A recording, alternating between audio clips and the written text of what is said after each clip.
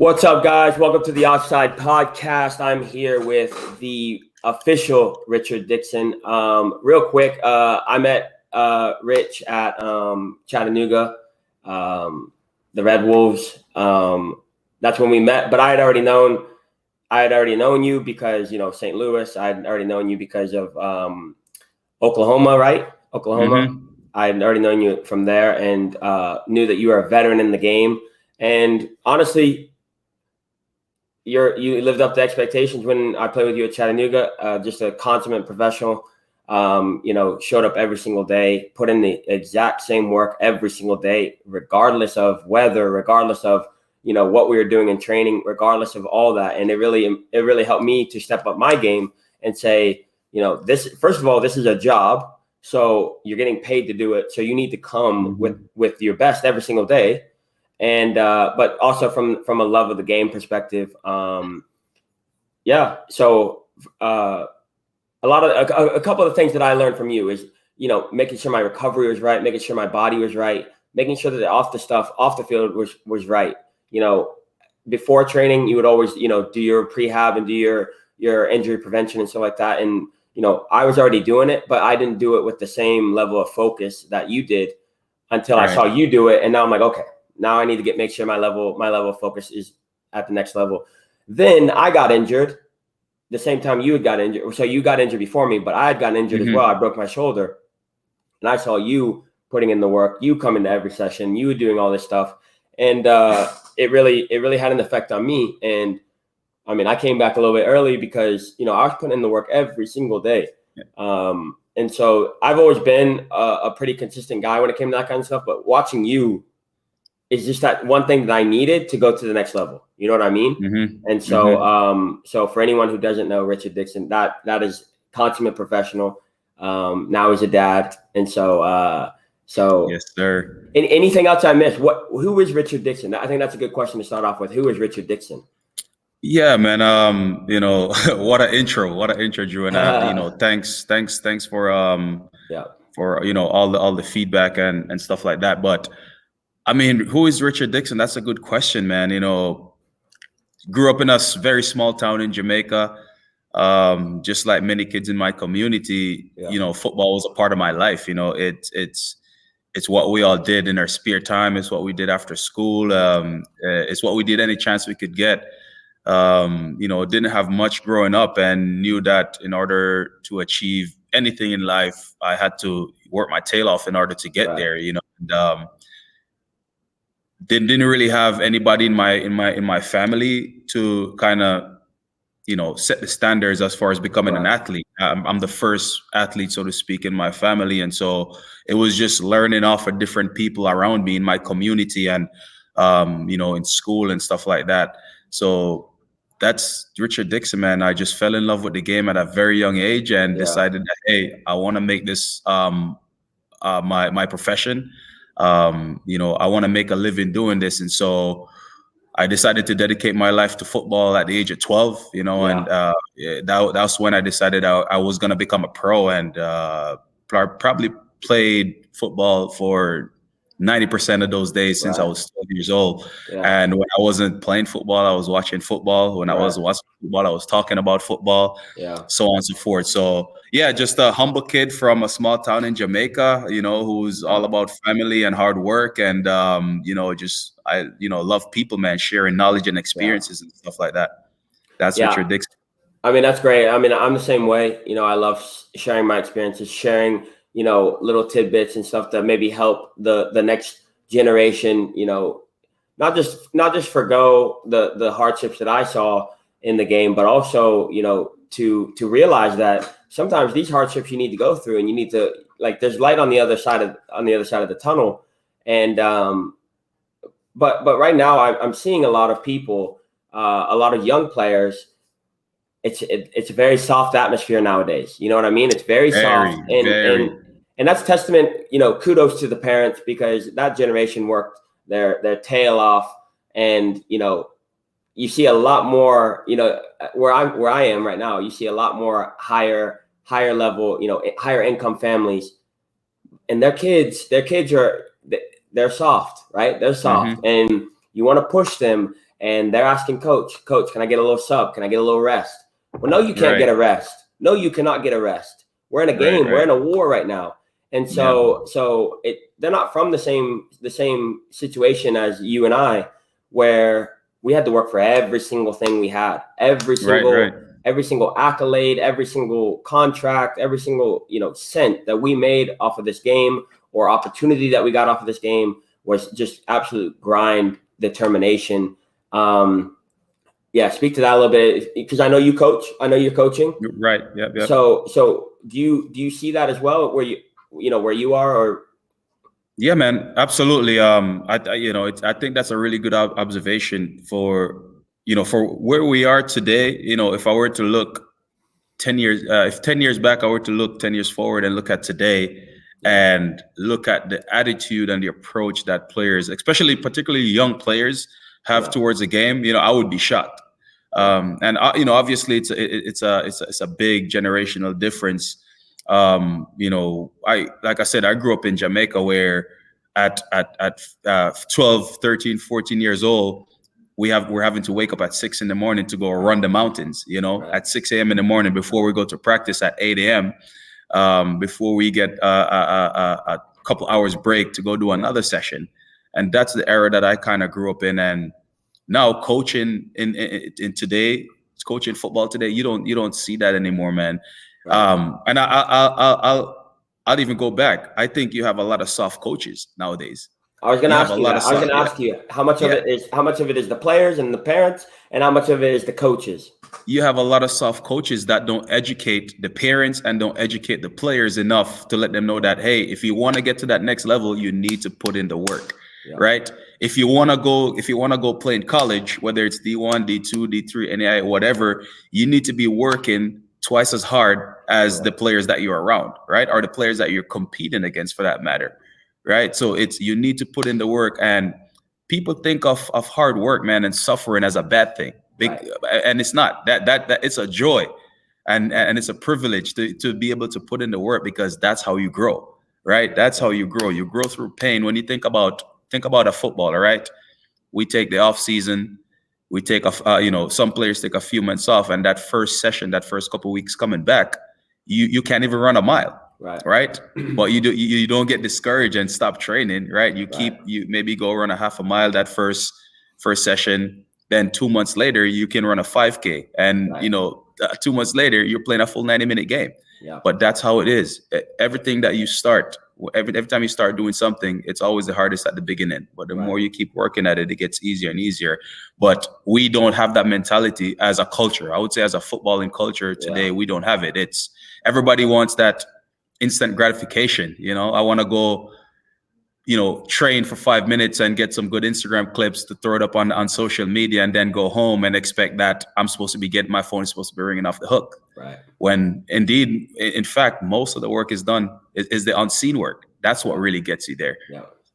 So yeah, man, it's I would say there's it's a soft mentality, and the instant gratification, and it's all. I'll bring it to even say coaches as well. We have a lot of soft coaches that they let parents dictate the way that they train their team, and the players dictate everything, and that has a big part to play. I think it's important right now that we sort of give practical tips, right? Practical advice, because they're gonna, young players watching this are gonna look at us and say, "Oh, these old guys are just talking about, just back in the day when I had it way harder and all this." But when I say soft, when I say a soft player, I say, do you think to the coach? Do you ask the coach, do I need a sub?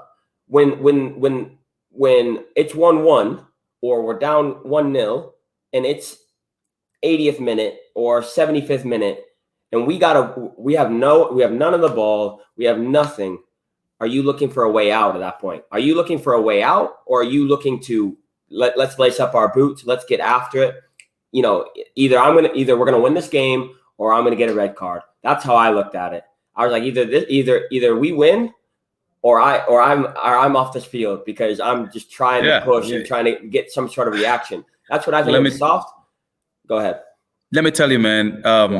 in those moments, that's when greatness is made. For sure. That's when you see the okay players separate, the good players separate themselves from the okay players. Yeah. Right. And the great players separate themselves from the good players. Because I can tell you how many times I've played with like some fantastic, phenomenal players that, they're playing the game at 89th minute, their hamstring is falling off, but they didn't pull it, but it's hurting. Yeah. And we have 8 minutes of stoppage time, of extra time to play, and it would be easy just to say, sub, I need to get out of here, right? Or you can keep digging through it because the guy, your opponent, that's on the other side of you, is wanting to come off the field as well, right?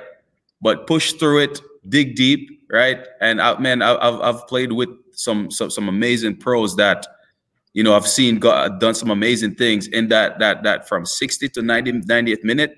When everybody's fading out, that's when you see the really the good and the great players take over the games, because that's when the all the hard work and all the early morning sessions, all the fitness, all the extra stuff that you do, that's when the benefits of that kick in. Is at towards the end of the game when everybody's fading out and people are wanting subs. People pick up a little knock and they don't want to compete, they don't want to challenge, they don't want to grind, they don't want to get into tackles. That's when the good players separate themselves, and that's when you see players in 65th minute, this guy's just turning it on. 90th minute, this guy haven't skipped a beat. Right. And so you definitely see that, man. A lot of players, I think a lot in the youth game today, we don't play 90 minutes. Right. In lower level soccer, we don't play 90 minutes. I think most teams, you'll see a good 60 minutes, or a good 65 minutes. And then after that, everybody fade down because nobody wants to work. Nobody wants to put the work in when they're tired, or when they're beat up, when they can't feel their legs, when they have no air left in their lungs. And that's when the greatness is made right there. I think so.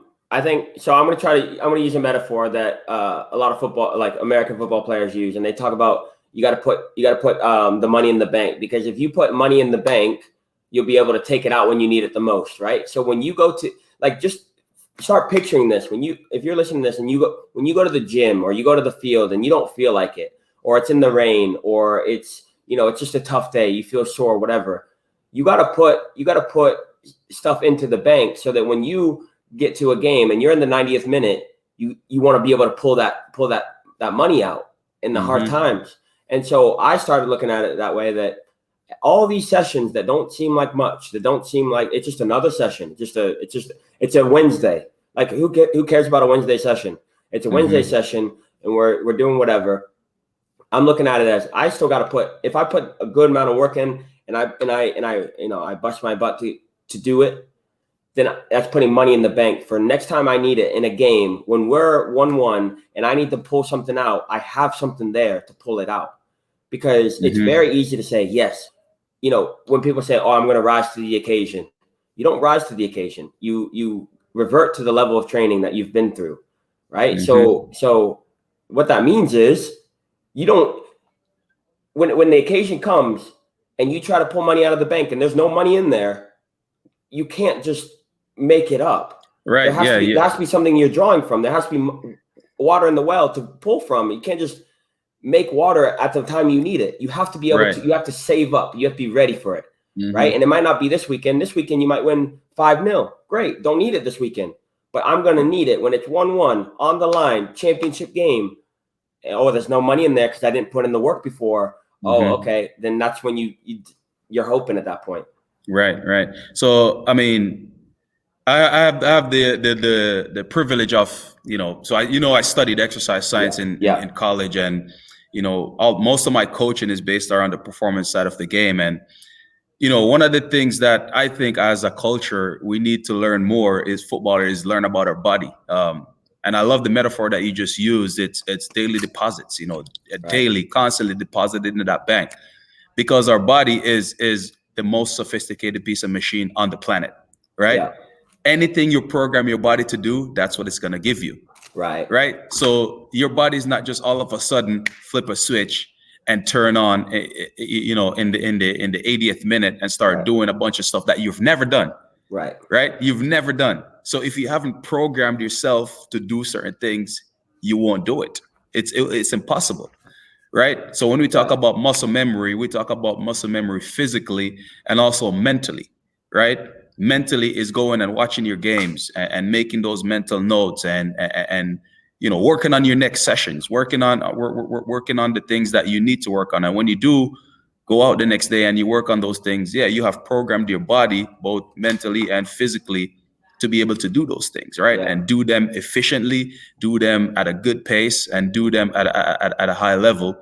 And so making those daily deposits each and every day. And sometimes it could even be, 20, 30 minutes of whatever, 20, 30 minutes of cardio, 20, 30 minutes of technical work, ball striking with the weak foot, 20, 30 minutes of free kicks, 20, 30 minutes of, it could be whatever you witness, but you need to be making those daily deposits each and every day. And I think a big mistake that I see a lot of young players making these days is they try to achieve everything in one session, right? I see young players nowadays trying to achieve everything in 2 hours, go train for 2 hours and try to do everything in that 2 hour session and end up hitting a wall and burning out for the rest of the week and not able to train, right? Whereas if you made Monday to Saturday, if you put in half an hour each and every day, right, you would have got a solid 3 hours worth of training. And if you go twice a day, even better. But now you try to achieve everything in a 2 hour session on a Monday and you hit a wall, you burn out, maybe you pick up a little knock, you're too sore, you're too tired, and you can't go for the rest of the week. And that's one of the biggest mistakes I see young players make, right?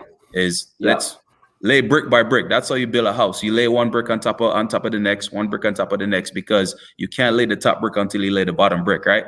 Right. And that's how you should program and pattern your training, is working on the little things, a little by little, until you find a good system that works for you, that you can maintain for a long-term period. Exactly. Yeah. And I've been saying a lot lately that Ronaldo and Messi didn't become Ronaldo and Messi because of hard work. They did it because of consistent work over 25, 30-year period.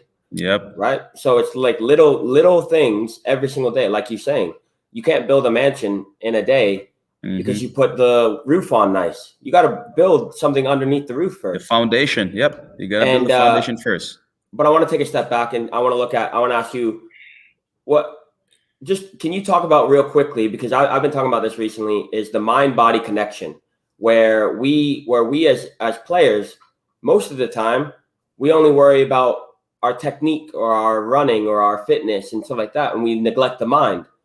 Very few people worry about the mind and forget about the body.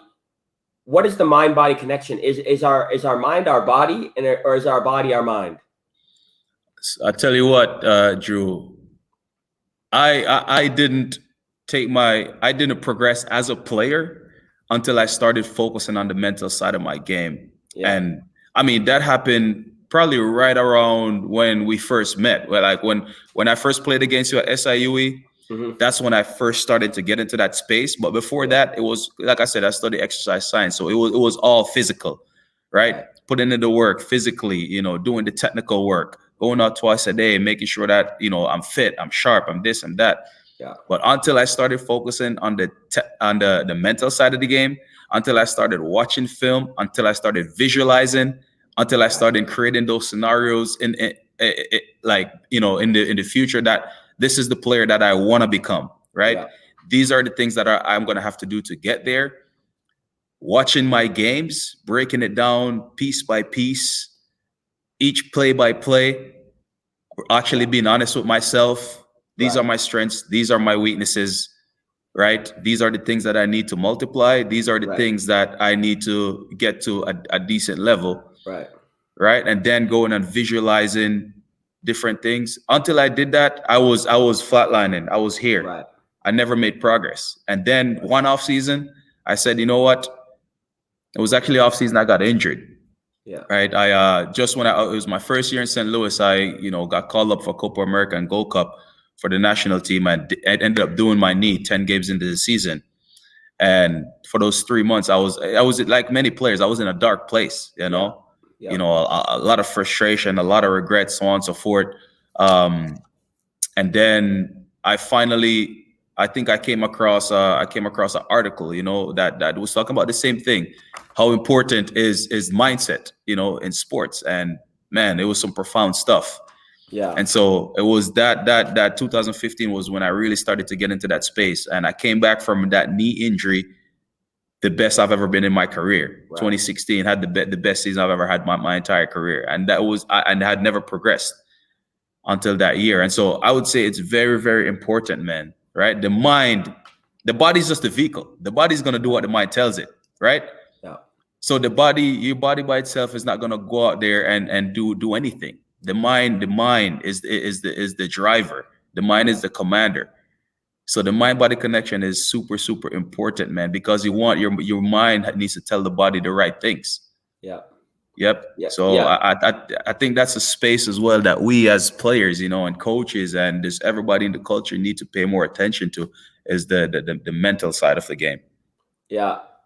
And it's interesting you say that, because I'm 100% subscribed to that ideal, is that we need to work on our mind in order to make sure that our body is doing the right things, because we've all been in those situations where we're like, oh, I'm dead tired, and you'll keep going and you keep playing for 40 minutes. Mm-hmm. So were you tired, or did you just think you were tired? Right. Yep. But then I thought to myself, and I said, we know we have these different ideas too, where, oh, I'm tired today, I'm tired, or whatever. And then you start moving and you start moving and you start moving. And next thing you know, you're all over the place and you're running and you don't even notice. And then those are some of your best sessions. Right. So it's like one of those things where, for me personally, you have to figure it out. You have to say, is this a mental thing or is this a physical thing? Right. Mm-hmm. When I show up to the YMCA at 8:00 and I'm like, I don't know about this. I don't know if I want to do this session today or whatever. But then once I do my prehab and I start moving and I start going, I get my music in and we're moving now. Okay, great. Now let's go. Let's get it in. And mm-hmm. so it's figuring out what kind of situation you're in, because in that situation, that's purely mental. There's right, exactly. I'm not asking, like, no one's asking me to do 45 sprints, and no one's asking me to jump higher than this guy and win ahead or whatever, or fight through fatigue. They're just asking me to show up to training today, motivated and ready to go. That's a mental thing. Mm-hmm. So in those situations, you need to figure out for yourself and say, you know what, in these mental situations, all I need to do is just get moving a little bit, get moving. And then my mind will come around. Right. So I wanted to ask you about limiting beliefs, right? This is something that I've really been working on, trying to understand my own limiting beliefs and how to get mm-hmm. them. What is your history or your experiences with limiting beliefs? Have they held you back? How have they helped you? How do you get over them? Yeah, I would say that that's something that I think everybody struggles with. For sure. No matter what category of profession you're in, whether it's an accountant or a doctor or a salesman, or a professional athlete, I think in some way, shape, or form, people struggle with limiting beliefs. Yeah. When you're hearing no 100 times, do you keep going back to try to make that sale? Right. When you're on trial, and you've gone on 4 trials already and you've heard no, do you keep going on trial? Right. Those things are very, very difficult mentally to get over. And so I think it's something we all struggle with. But however, coming back to the mindset thing, I think it's those who train their mind, to overcome, always having that bounce back mentality. Yeah. And that's something that you have to train, Right. That's something that you have to control and you have to train, because there's a lot of emotions that's caught up into hearing no from a coach. How do we train that? So I think a part of that is just realizing and accepting the fact that you're not going to be for everybody, right? Yeah. So for instance, you're gonna put in the work, and you're gonna get yourself to a level that you know is what it takes. Yeah. Right. But then you're a physical player. You're a physical player. You like to get stuck in. Yeah. And you go to trial for a team, for a player for a coach that wants something opposite. Right. When that coach tells you no, you have to be able to separate the two, Right. right? Knowing that, hey, because that coach told me no, it doesn't mean that I'm not good enough, right? It just means that I'm not the right fit for that system and that style of play, that kind of football that he wants to play. So I think that that's kind of how we have to look at things. I think we need to step back a little bit more, look at things and differentiate, right? Separate the two. Say, okay, I'm not a good fit for that team. It doesn't mean that I'm not the perfect fit for another coach, because now you can go on another trial and you're the last piece that is missing to complete that puzzle for the next coach. Yeah. So I think just having that mentality and coming to the realization that you're not going to be for everybody, and that's fine, right? Because if you were for everybody, you would be playing in Europe. You'd be playing for Real Madrid right now, right? And so I think just looking at things that way and knowing that, I'm probably gonna hear some no's and I'm gonna hear some maybes. Some coaches are gonna string me along, to tell me, maybe I'll give you a call, I'll send you an email and this and that, and you probably won't hear back, but that's fine, But if you keep working, you keep grinding, and you keep finding the right fit, because for you, it's also important that you find the right fit, because you don't want to show up to a club, right, that just signed you just for the sake of signing you, and then now you're having to deal with a coach that doesn't like you because you don't fit the culture, or you don't fit the style of play. Right. So I think those things are important, man, to sit back. Sometimes it's important to take the back seat, right? Look at things from the outside and analyze, evaluate, and separate things so you can make the right decision. So, but I've dealt with some of that, and luckily in my career, earlier on, I kind of, the same thing I just talked about earlier on, I made the decision that, hey, you know what, I'm probably going to hear some no's. When I decided that coming out of college I was going to go pro, I was willing to go a full year of just going trialing for teams, right, without expecting anything, right? And I was willing to hear no from every single team that I went to until I found the right one, and that's the mindset that I went in with, right? So the fact that my first pro contract came off my first trial, the fact that happened, it gave me even more confidence, right? Just because of the expectations and the mindset that I went in with. Right. So I think you always got to go in preparing for the worst, right? Prepare for the worst. So you touched on something there. First and foremost, trust no one. I realized that really early, or not really early, actually. I realized that, pretty later on.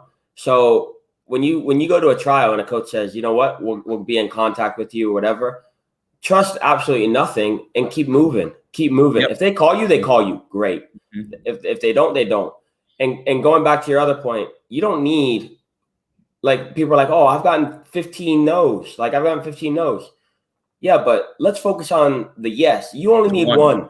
Just the one. You only need one yes. And once you get that one yes, boom, let's get to work. Right. And that's what I had to learn. I was like, oh, none of these teams want me or whatever. But I only need one to say yes. I only needed one. And when they do, okay, show some loyalty to the team and stuff like that, for sure. That gave you your opportunity. But then reverting back to what I just said, trust no one. No one. Right. Have friends in the game, have relationships with people and stuff like that, but zero expectation. Because we're in a team sport. We're in a team business, right? This is a business. Don't come in here. I'm trying to save people a lot of time. Don't come in here with with your eyes, stars in your eyes saying, oh, I'm a pro now and I'm this. And next thing you know, you're out of contract and with no team. And you're like, wait, why did you, this is not fair, whatever. First of all, it's a business. Once you get to the pros, it's a business. And people have things like, this is people's jobs. So so I learned that, pretty, not later on, but I learned that, through a process. I learned that. And, I'm trying to save people time and heartache. Don't trust anyone. And you deserve to, you're putting yourself in a situation that you're vulnerable. Yeah. And I would add to that, Drew.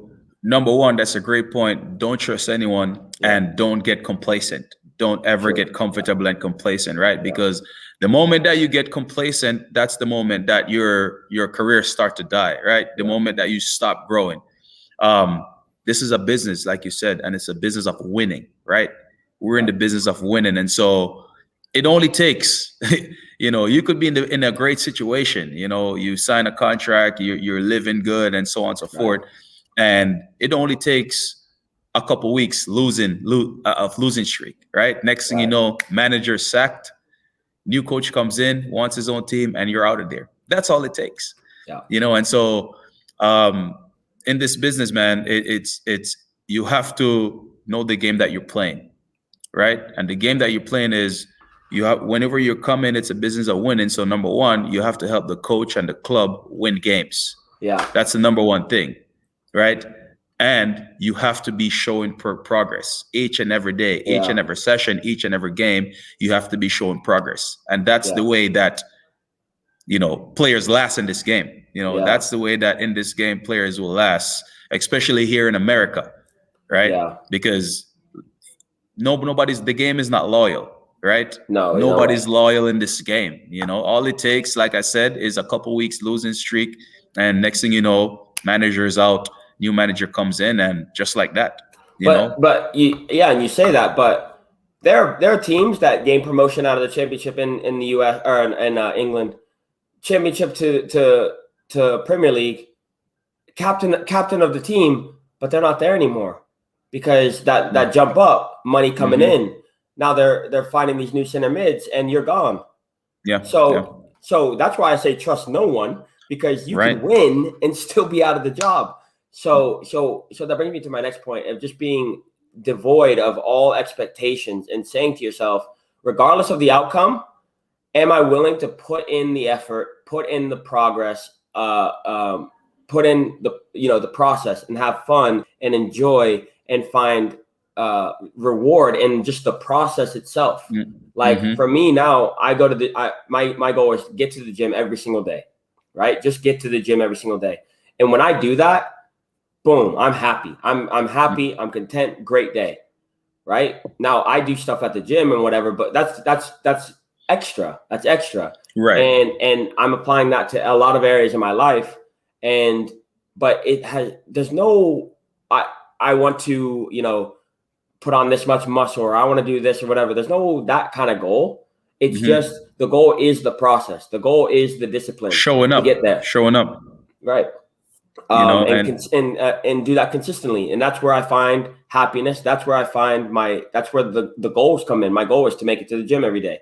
Not my goal is to, make it to the Premier League or whatever. Your goal should be to do, this thing every single day. The consistency, the discipline, the things that people are not willing to do. If you can do that consistently, you will automatically have what other people do not have. That's great point. And back to the point that I made a few minutes ago of players trying to achieve everything in one session. In a 2-hour session, players are trying to cover everything. And you just hit on the second part of that is the consistency piece of it. It comes with just showing up, man. Literally showing up every day, whether it's to the fields or to the gym, showing up. And some days the session might be 20 minutes, right? It might be 30 minutes, right? But you showed up and you got the work in, and making that 1% progression each day is better than trying to do everything, covering 100% in a day, because you hit a wall, right? You hit a wall physically, mentally, emotionally, right? You tax yourself, you get burnt out. You need time to recover, right? Recovery is as important as the work, and that's one of the biggest things in the game. I see young players, they neglect the recovery part of it, because you don't benefit from the work that you just put in unless you recover. Right. So unless you recover and you adapt to the work that you just put in, you can't then put in more work to get to the next level. You're just stuck at that level. And so the big thing, man, is to show up. And once you show up and you can get your mind right, the work is easy. Right.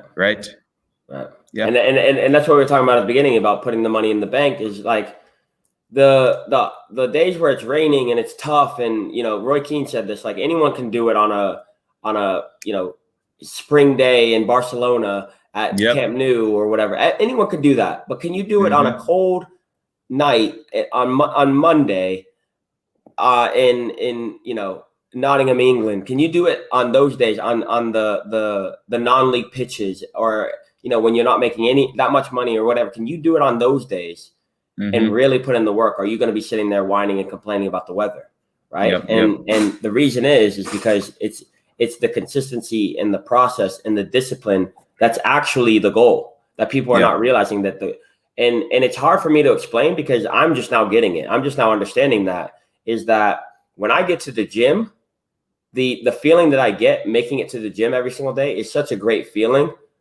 I don't even remember what I did last week, to be honest with you. I don't remember the workout. I just remember that I went, right? Yeah.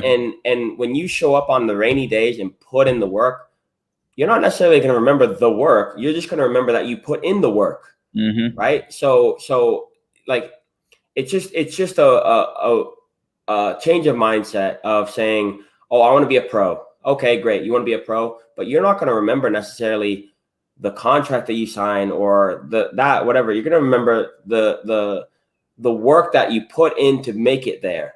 Like you said at the beginning, laying down the bricks for the house is going to be more fulfilling than actually living in the house. Yep.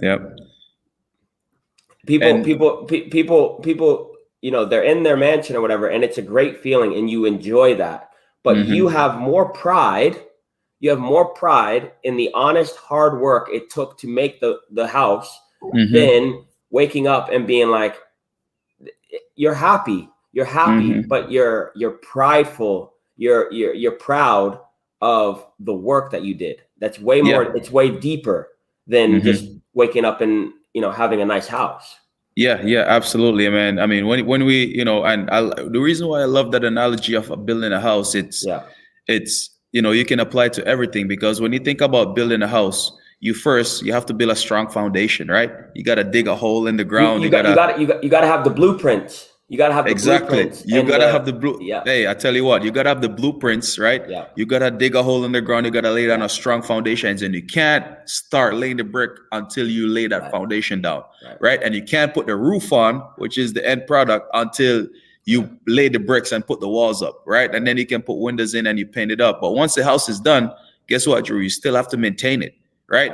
Each and every day, every single day, you have to wake up and you have to maintain that house. You have to keep it clean, right? Yeah. And you have to make sure that things are working. Every now and then you have to paint it up. And that's showing up every day. Yeah. That's showing up every day. All the hard work that you've done in the preseason, all the work that you've done over the years, that's building the house. But you still have to maintain it every day, man. You got to wake up every single day. And whether it's the gym or the field, or whether it's, going to see the therapist, to get your massages or do your recovery sort of things, you still have to maintain that house, because otherwise it crumbles, right? And so one advice that I would give to a young player is avoid comfort. That comfort zone, avoid it at all costs. Yeah. Avoid comfort, because the moment that you get into that comfort zone where you're fit enough, you're sharp enough, you can hang with everybody, or you're just a little bit better than everybody else, that's when you realize that you'll hit that flat line. Right, you'll hit that flat line, and your career never progress anymore. Yeah, that's interesting, because when someone loses or they get injured or whatever and they quit, we can look at that and say, oh, they weren't strong enough or whatever, they didn't really want this or whatever. But the real downfall comes because the best players, the players that we've all played with that are big time, naturally talented or whatever, the downfall comes from when they have success. I know a lot of players who, when I was coming up, played for the national team, the U.S. national team, and got called into a couple camps or whatever. Some of them are not playing. Some of them never even signed a pro contract. Right. Why? Because they thought they were the man. They got free boots. They got free runners. They got the national team gear. They got all this stuff, and now they're not even playing. Why? Because they tasted success. That comfort zone. And I heard a doctor say this recently, and I loved it. Is age, like you begin to age when you find comfort. The reason, and someone before that said, you don't stop moving because you're old. You get old because you stop moving. And Mm-hmm. we always think, oh, they got older, so they started getting slower or whatever. But they actually got comfortable. Strength comes from stress, right? When you Yep. when Yep. you when you tear a muscle, working out, when you tear a muscle, what happens? It comes back stronger. It rebuilds itself. And Mm-hmm. so you have to continually put good stress on your body, good stress on your mind, constantly asking your mind questions and really changing and improving every single day. Or yes, you will have a downfall from the comfort, right? Mm-hmm. So it's very, very you're dead right. The comfort is the dangerous piece. That's the dangerous piece. And Yep. all the greats you hear, Sir Alex Ferguson, Roy Keane, all these different guys say, or Michael Jordan as well, Kobe Bryant, as soon as they won that championship, what did they say? All right, we're coming for that fourth. We're coming Yep. for that Yep. fifth. They're already Coming for that fifth. recruiting. Already, the coaches are already recruiting to win the next one, right? Exactly. The Exactly. players are already in the gym, getting ready for Exactly. the next preseason. And You, you, that, go ahead. you see LeBron after they win, he's in the gym. You Mm-hmm. see Kobe even after a win, he's in the gym. He's putting in. He's doing the next thing. He's doing the next thing. He's at UCLA running scrimmages and stuff like that. Like these guys are more in love with the process than they are Mm-hmm. at the end of the win, at the end of winning an NBA championship. What do you get? You get a trophy. You get a trophy Mm-hmm. that acknowledges like everyone says, I want to win. I want to win the trophy. I want to win the World Cup or whatever. That is just a thing that you hold in your hand. But Mm-hmm. what it represents is the things that you do not have yet. Right. The work that you've put in, the going through the hardship, the injuries, all that stuff is only represented by that trophy. It's not the trophy that you want. It's the Mm-hmm. person that holds the trophy, right? Right. Right. And the big thing is that if if I was to win the World Cup, right? If I was to win the World Cup, it wouldn't be because I got some bionicle new leg that works that I can run forever with, or that I got some sort of reconstructive surgery on my ankles or whatever. I'm gonna still be the same person, but Right. it's the things that I had to go through that shaped me. It's the Mm-hmm. things that it's the advice that I got from the coaches, the adjustments that I made. It's all these different things that allow me to be it. It's not a new person.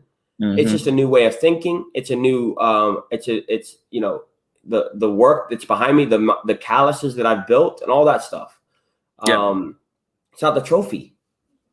Yeah. Yeah. And whenever I look at a season, and this is just me. Whenever I look at a season, and at the end of the season, winning a trophy or not, when you backtrack and you look at the body of work, Right. and this is a weekly thing as well. It's Yeah. it's a game by game, a training by training. Yeah. And I can advise young players to pick up this practice as well. After every session, after every game, reflect, have a little reflection period, right? Take notes, right? Take inventory yourself, right? And say, be honest with yourself and honestly look at your film, or if it's training, have a visualization session and really analyze, criticize, and Right. evaluate your own game first, and then Yeah. go ask somebody else, Yeah. right? You never want to get somebody's opinion on your game before you criticize yourself first, Yeah. right? So the first thing you do is break down your own game, watch your Yeah. film, or if it's training, you have your visualization session and criticize yourself. Be honest with yourself. Yeah. That's one of the most important thing for your developing and being able to push yourself to the next level, is to be open and honest with yourself, 100%. right? Open and honest with yourself and criticize yourself. And it's okay. It's okay if it's, man, I had a 70% pass completion today, Right. or in this game or whatever. That's okay, because guess what? Now you have a baseline, Yeah. right? Now you have a baseline, and now you have something to work on the next week, Yeah. right? Now you have next week, you're working on your awareness. Why did you Right. lose the ball? So now you got to peel back the layers. Why Right. did I give the ball away so many times? Oh man, I wasn't aware. I wasn't Right. checking my shoulder. My movement, my positioning was off. Yeah. Or maybe I wasn't feeling like it. Right. But it's taking inventory yourself and making sure that you're aware of those things. So Yeah. now the next week, the next body of work, you're actually working towards something. Right. Then at this Exactly. end of the season, right? Yeah. all that body of work, whether you're hosting a trophy Right. or you're on the podium as a runner-up, or you didn't win anything, right? But it's looking at the body of work to really see, man, did I really put the work in? Right. Right? We didn't make the playoffs, or like we didn't have a winning season, but looking back at the body of work, you have that inventory, and you can say honestly with yourself, bum bum bum, I didn't put the work in. Right. If you're hosting a trophy, you can refer back. That's why I want it. That's right? the key there. This is why I want it. Is that some people win the trophy and they don't look back. And they think that they won the trophy just because of X, Y, and Z, and they don't see the things that they need to work on. You win 5-0 and you think you played a perfect game, but there's 3 or 4 things in there that is going to bite you in the ass next game because you're going to play a better team. And you and then you start the cycle of you thought you were a big dog, and then you lost, and now you see these teams who are doing well. They win every game, and then they lose one game, and next thing you know, they're in a tailspin. Why? Because they were riding that and saying, "Oh, we're big time, we're this, we're that," instead of saying, "We won this game, great, perfect. What can we improve to make sure that we win the next game? What can we do next time?" And like you said at the beginning, the comfort. People get comfortable winning. You can't get comfortable winning. You can't get down when you lose. You can't be. You just got to be in the middle. You got to be in the middle. Like I always like to have for myself like a 24-hour just celebration, right? So right after a game, you win a game, right? You might have a full pizza to yourself. You have a couple beers with the boys or whatever, and just enjoy it. Just enjoy it. You deserve it. Like you said, you worked hard all week. But then Sunday, let's get that recovery in. Let's get back on Monday. Let's go back to work, because this is the process, right? This is the process. And once you start getting into that process, you start really enjoying it. But I really like what you said, because there are games that I've lost by like 4 or 5 goals, and I'm just like, oh, okay, whatever. And it wasn't the good type of whatever, because I hadn't put the work in that week. Like there have been games where I've lost 4 or 5 or 2 or 3 or whatever.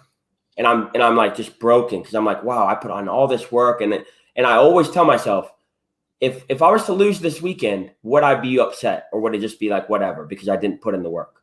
If I'm putting in the work, I'm obviously more likely to win, but also when I lose, it'll hurt more. And I want it to hurt, because that means I put in the work.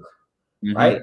And so, so for me, it's like I wanted to feel that way after a loss. After a win, I wanted to be even more happy, because I put in all this work and I deserve it.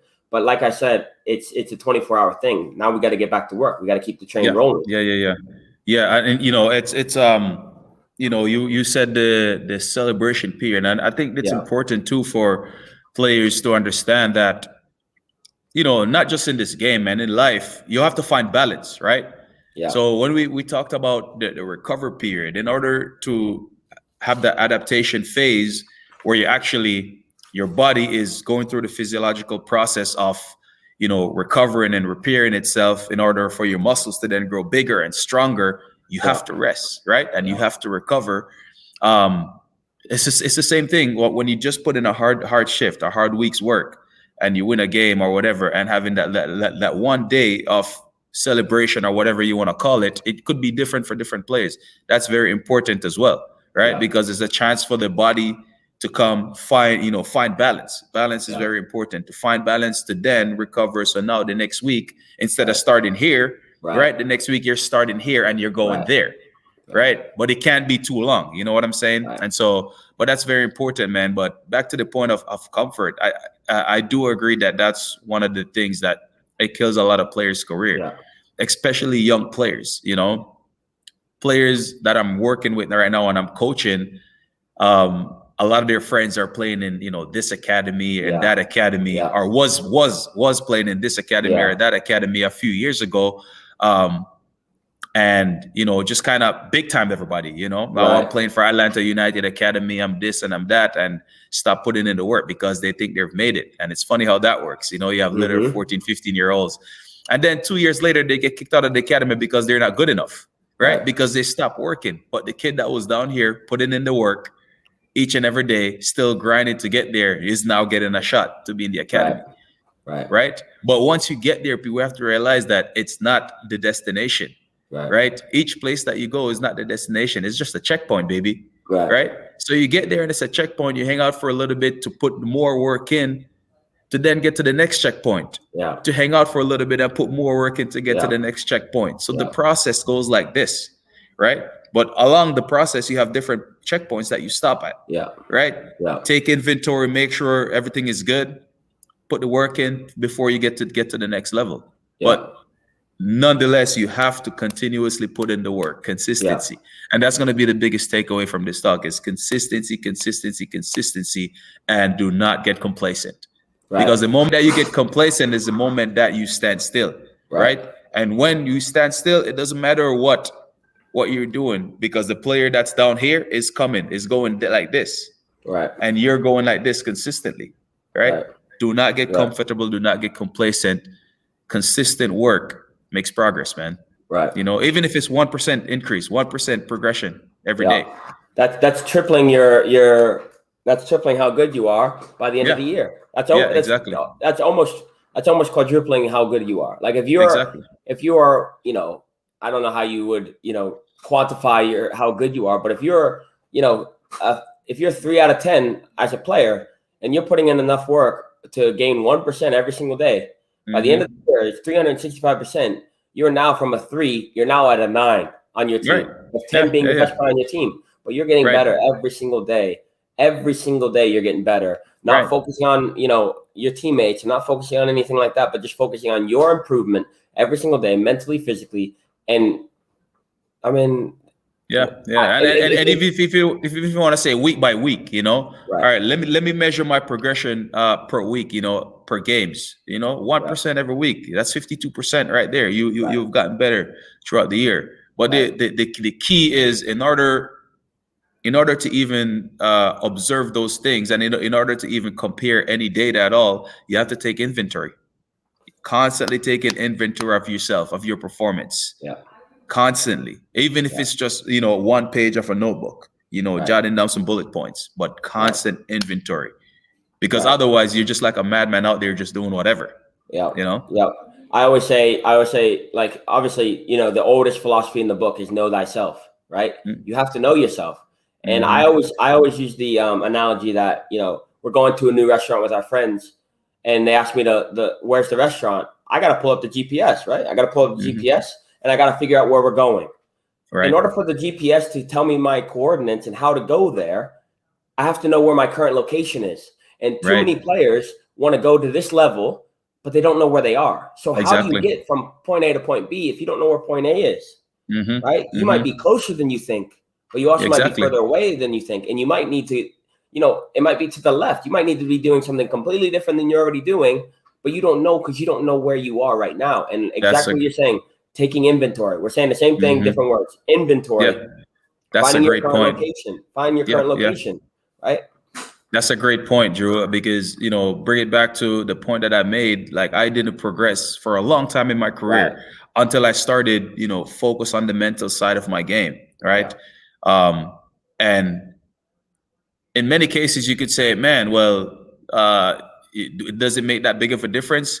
Well, no, it made a little difference, but it pushed me that much more, right? Because it made me more aware. And so I could have keep doing the same thing that I've been doing, you know, going out, extra session in the gym for 2 hours after training, you know, and you know, working as hard as I can at training, but I never would have progressed until I became aware of the things that I need to work on in the field.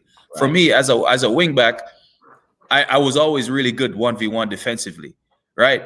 But going forward, especially in the final third, I was very poor, right? I was very poor with my final product, with my crosses, with my final passes. In the middle third of the field, I was very poor with my decision making, right? Because I felt rush and I would always give the ball away. But I didn't know that until I sat down, watched film, and really examined myself. And I said, whoa, wait a minute, right? Really examine myself, and I see that, man, I'm giving the ball away a lot in the middle third because I feel like, you know, I'm rushing the passes too much.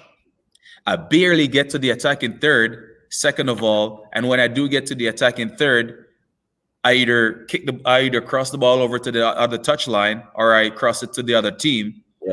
right? Because I just rushed things too much. So until I sat down and really watched film and broke it down, and I said, all right, defensive third of the field, good things, bad things. Right. Middle third of the field, good things, bad things. Attacking third of the field, good things, bad things. Until I did that, right, I had no data. I was just doing whatever and making the same mistakes over and over and over again. And that one off season that I took to work on my game in the middle third and the attacking third of the field, I came back and I had the best season that I ever had as a pro, right? In every department, right? I was like a whole new player.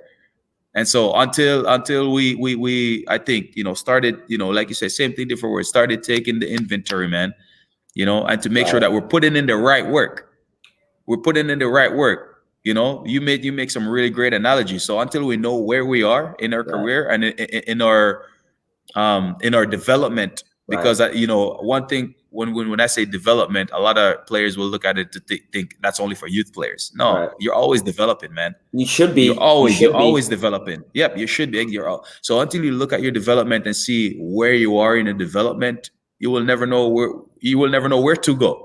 Right, or where you need to go. So or until or how to get there. So until I sat down and I really watched myself, and I was honest, I was open, I was honest, and I was very, very, intentional with my criticism about myself. And until I did that, I was the same player for like 3 years as a pro. Yeah.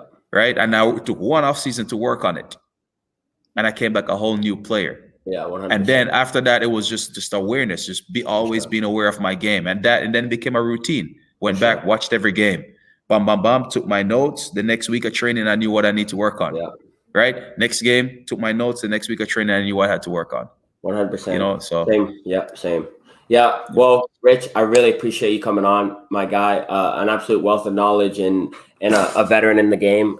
As I said at the beginning, learning from you, consistency, what it means to be a pro and all that stuff. I really, really appreciate it. Anything else you want to say to the young viewers before we bounce? No, man. I think you're doing a great thing here, man, with your platform. To be honest, I enjoy your content, and I'm blessed that you were able to have me on. So thank you for having me on, and man, keep doing the good work, because there's not many people that have done it that are actually that are actually giving advice. 100%. I see a lot of platforms out there of kids in high school, or kids that went to play pickup soccer that are behind keyboards telling everybody how to become a pro. And so for the players watching and for young players, be very careful of those platforms and those pages that you go on to get advice, right? Because you don't know who's on the other side of it. Right. But so Drew, I enjoy your content, man, and I applaud you for what you're doing for the culture and for the game. And keep doing your thing, man. I appreciate it, Rich. And we'll get you back on another time, and we'll chat again. Really appreciate it, and I'll talk to you soon. Of course. Thank you, brother. All right. Good talking to you. All right, bye.